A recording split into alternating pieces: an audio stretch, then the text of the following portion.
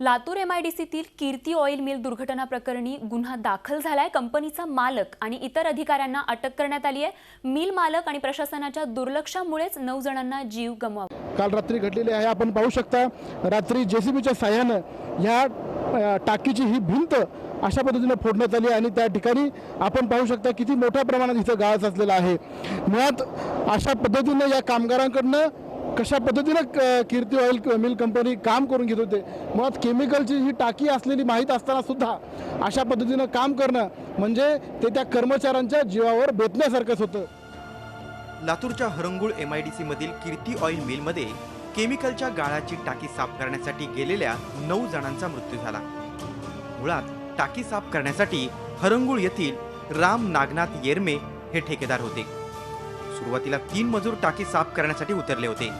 ते मजूर काही वेळानं परत न आल्यामुळे राम येरमे त्यांना आणण्यासाठी आत उतरले आणि त्यांचाही त्यात मृत्यू झाला।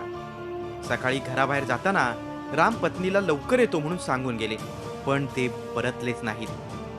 त्यांच्या मागे वडील, भाऊ, पत्नी, एक मुलगा आणि 3 मुली असा परिवार आहे। काय ती गाळ काढाय गेलते ते हौदामधलं ती म्हणली सगळेच गेले म्हणले 5-6 माणसामध्ये गॅस लिकेज होऊन। या अगोदर सांगितलं असं तर गेलं नसेल ते। गेलं नसते, मी कालच म्हणत होते जाऊ नका म्हणून, ती थोडं राहिले जाऊन काढून येतो म्हणली। नागझरी येथील दगडू पवार आणि बळीराम पवार या 2 सख्ख्या भावांचाही या दुर्घटनेमध्ये मृत्यू झाला। त्याशिवाय परमेश्वर बिराजदार लातूर, शिवाजी हतखरे आणि महादू गायकवाड राहणार खंडापूर, नरेंद्र टेकाळे काडगाव, संतोष मेहकले आणि आकाश भुसे राहणार गंगापूर या 9 जणांचाही मृतांमध्ये समावेश आहे। मृतांच्या वारसांना कंपनीकडून प्रत्येकी 10 लाख रुपयांच्या मदतीचे धनादेश देण्यात आले।